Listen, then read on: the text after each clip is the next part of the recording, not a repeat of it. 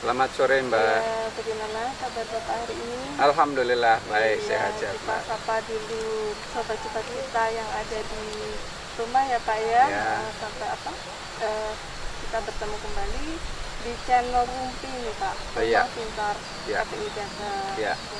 Bapak sekarang ada kesibukan apa Pak? Sekarang masih menjalankan tahapan pemilihan kepala daerah di 21 kabupaten kota di Jawa Tengah. Cukup ini ya Pak ya. Sudah mendekati waktunya agak padat ya Pak ya? Iya, jadwalnya? ya. Sekarang mungkin waktunya banyak pekerjaan yang sudah cukup padat. Ya. Kalau boleh tahu nih Pak, hobinya Bapak apa ya? Hobi saya ya sedikit olahraga, Iya. kadang-kadang yang dengerin musik gitu saja. Pantas Bapak kelihatan segar dan bugar gitu ya Pak ya. Alhamdulillah. Memang kalau di tengah situasi kayak gini nih penting ya Pak ya, Iya. menjaga kesehatan, kebugaran. kayak Iya, gitu, iya, Pak. iya. Ya kalau ada kesempatan saya sempatkan. Iya. Memang kadang-kadang kita itu harus memaksakan diri untuk hal-hal yang seperti itu, tetap kita menjaga kesehatan kita. Nah, kembali lagi ke untuk persiapan pilkada nanti ya Pak, 9 Iya. Desember ya Pak ya. Kita salah satunya ada penyelenggara pemilu untuk KPPS. Iya. Nah, bisa Bapak ceritakan Pak, informasikan kepada sobat-sobat yang ada di rumah Oke. bagaimana persiapan untuk KPPS, termasuk pendaftarannya dan nanti apa aja tugas-tugasnya. Sobat-sobat sekalian, bahwa tahapan pemilihan kepala daerah dan wakil kepala daerah di Indonesia umumnya dan di 21 kabupaten kota di Jawa Tengah khususnya sudah melampaui beberapa tahapan. Ada beberapa tahapan yang sekarang ini sedang berjalan. Pemutakhiran data pemilih, kemudian kampanye itu sekarang sudah berjalan. Untuk calonnya juga sudah ini ya, Calon Pak, ya? juga sudah ditetapkan di 21 kabupaten kota. Nah, salah satu tahapan berikutnya adalah pembentukan badan penyelenggara untuk di tingkat TPS, yaitu KPPS, kelompok penyelenggara pemungutan suara. Itu berapa yang dibutuhkan Pak untuk di tiap TPS-nya nanti? Jadi kita akan merekrut 7 orang anggota KPPS, ditambah 2 orang petugas ketentraman dan keamanan TPS. Jadi nanti di tiap TPS itu ada 9 ya Pak ya? Iya, ya. Untuk jumlah TPS-nya juga sudah ditentukan ya Pak ya, sudah ada. Masing-masing kabupaten Iya. kota. Ya. Nah terus ini Pak, siapa sih yang bisa menjadi KPPS? Itu syarat-syaratnya apa Pak? Bisa lebih dijelaskan Pak? Iya. Iya. Terima kasih. Jadi untuk menjadi KPPS itu relatif mudah sebetulnya. Iya. Jadi warga negara Indonesia itu tentunya ya. Kemudian usia 20 sampai 50 tahun. Kemudian setia pada Pancasila, Undang-Undang Dasar 45, NKRI, Bhinneka Tunggal Ika, ya, dan Pancasila sebagai dasar negara. Kemudian tidak pernah dipidana penjara dengan ancaman 5 tahun atau lebih. Kemudian mampu secara jasmani dan rohani dan bebas narkoba. Kemudian pendidikan SLTA gitu ya.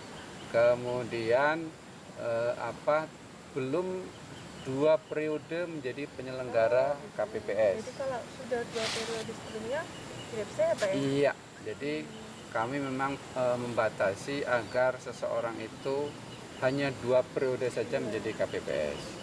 Walaupun ini tidak hanya di KPPS saja sebetulnya, di tingkat yang atasnya di KPU itu juga diberlakukan 2 periode. Iya.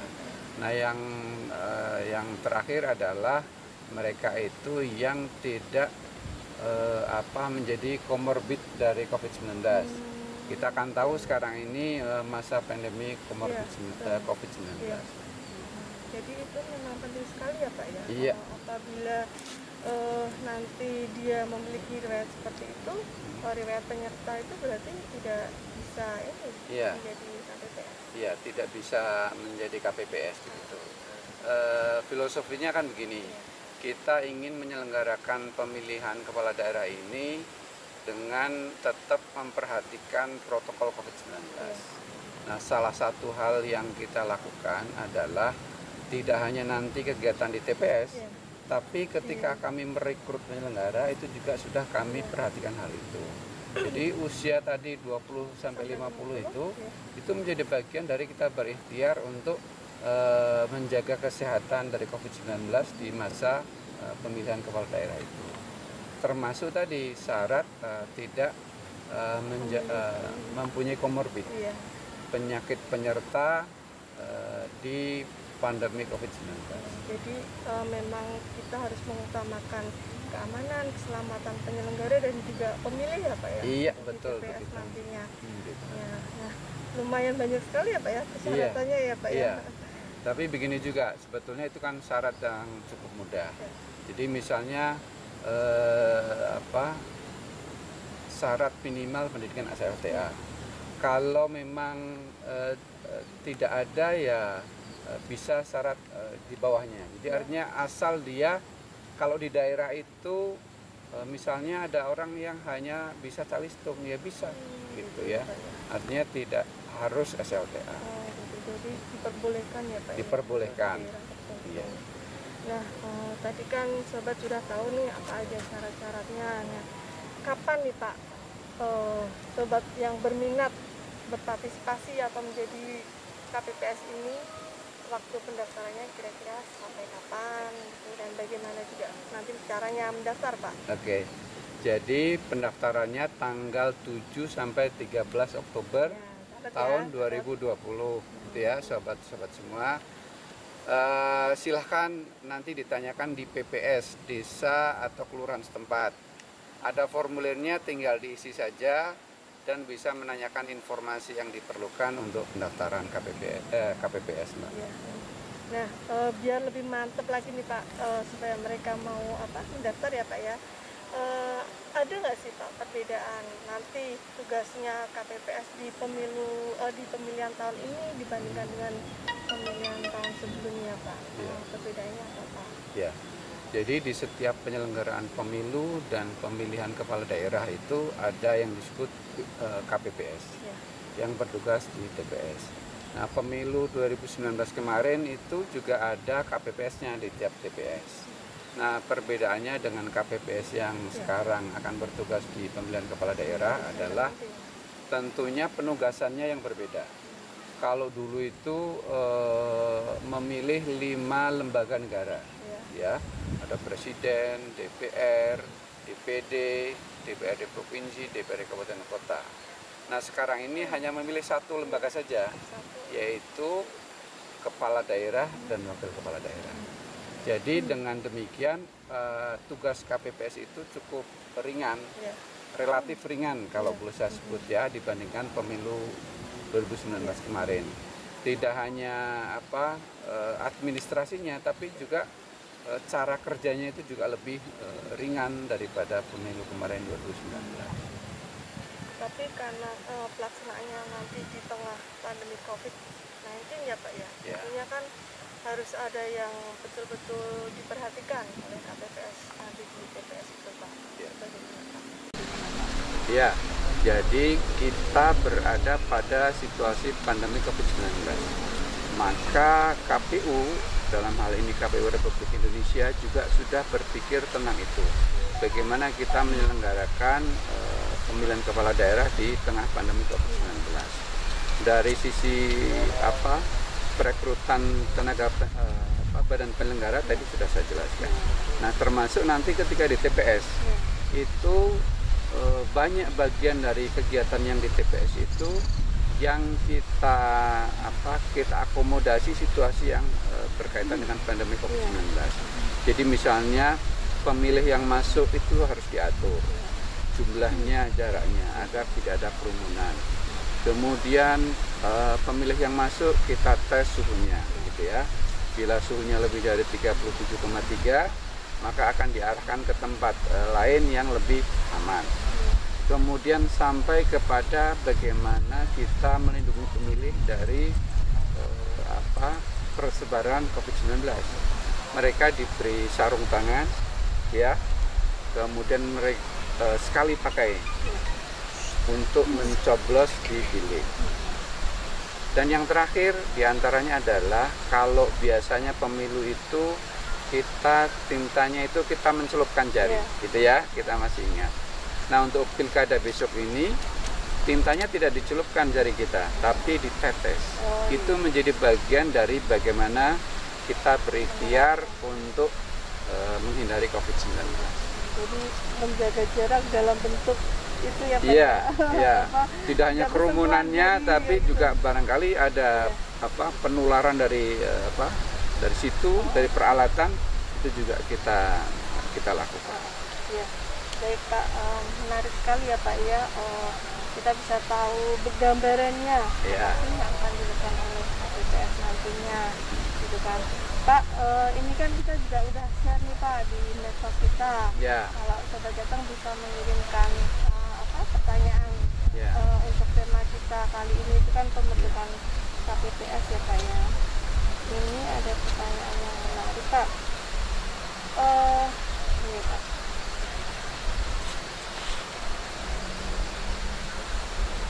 Kalau ini dari Kipas Karya Pak.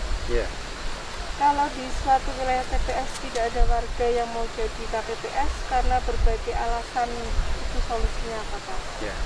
Yang pertama kita tentunya mengharapkan ada partisipasi publik di dalam pilkada ini.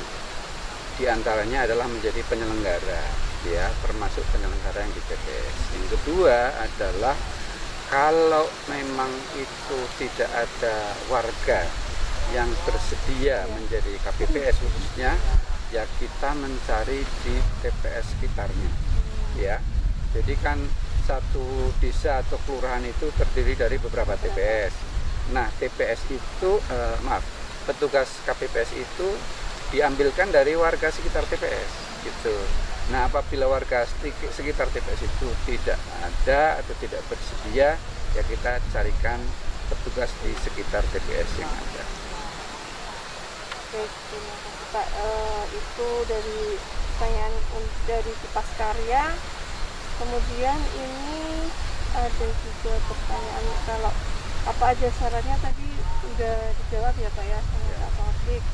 Terus tugasnya apa, kapan KPPS mulai pendaftarannya juga sudah dijawab. Nah ini Pak, berapa honornya Pak? Ini pertanyaan dari Tika Septinugrani. Oh iya. Kalau masalah honor begini, karena di tiap kabupaten kota itu berbeda, karena itu berkaitan dengan kemampuan keuangan daerah masing-masing. Nanti bisa ditanyakan di PPS tempat atau di KPU setempat berapa honornya di suatu kabupaten kota. Tapi sebenarnya yang penting bukan honornya ya Pak, pengalamannya ya Pak ya. Nanti bagi seseorang yang baru pertama kali menjadi KPPS tentunya itu pengalaman yang cukup berharga. Kami tidak hanya menjadi bagian dari mendorong publik untuk berpartisipasi, tapi kami juga dalam rangka transparansi. Semakin banyak orang menyaksikan, terlibat, maka semakin banyak orang pula nanti yang percaya bahwa pilkada dan pemilu ini adalah pilkada dan pemilu yang transparan. Buktinya kita merekrut orang, gitu ya. Publik bisa menyaksikan dan seterusnya, Jadi tidak ada lagi atau semakin sedikit orang yang merasa kok pemilunya tidak transparan. Nah, ini jadi bagian dari kita berupaya agar pemilu dan pilkada ini transparan. Jadi buat sobat-sobat ini ya Pak yang punya pikiran pilkada ini nanti gimana sih? Ada kekurangan apa enggak? Ya ayo jadi aja KPPS itu ya Pak ya. Semakin banyak orang yang menyaksikan semakin bagus. Gitu. Baik, terima kasih Pak Taufik. Ini ada lagi pertanyaan, apakah sudah buka? Udah, tadi udah disebut oleh Pak Taufik tanggal 7 sampai dengan 13 ya Pak ya. Oktober 2020. Nah, ini tadi juga sempat dibahas sama Pak Taufik ini Pak, dari Fahri Setiadi. KPPS di masa pandemi. Tadi udah disampaikan ya Pak ya, bahwa nanti apa yang harus diperhatikan di TPS oleh KPPS itu adalah menerapkan Iya. protokol kesehatan, pencegahan dan juga pengendalian COVID-19 ya Pak. Ya. Kami ini juga dalam rangka meyakinkan publik bahwa kita berpilkada ini berpilkada dengan protokol COVID-19 ya. Termasuk nanti ketika KPPS itu sudah kita tetapkan akan kita tes, kita rapid. Artinya ketika di TPS petugas kami ini sudah dalam keadaan di rapid. Plus nanti yang bekerja di TPS itu mereka menggunakan alat pelindung diri ya, pakai masker, kemudian di TPS ada cuci tangan gitu dan seterusnya, yang itu kami jadikan sebagai standar penyelenggaraan pemilihan kepala daerah di tahun 2020. Terima kasih Pak Taufik. Semoga informasi yang disampaikan oleh Pak Taufik benar-benar menambah pengetahuan dari sobat ya. Dan jika memang berminat, ayo buruan daftar ya Pak ya. Iya, silakan. Karena tadi syaratnya juga lumayan cukup banyak, tapi semoga bagi sobat yang berminat bisa segera mencukupinya dan langsung hubungi PPS di desa atau kelurahan sesuai domisili ya Pak ya. Ya. Terima kasih sekali lagi Pak Taufik. Terima kasih. Sobat KPU Jateng, sampai bertemu kembali di lain sesi atau di lain channel dari Rumpi Rumah Pintar KPU Jateng. Selamat sore, sampai jumpa dan salam sehat. Selamat sore.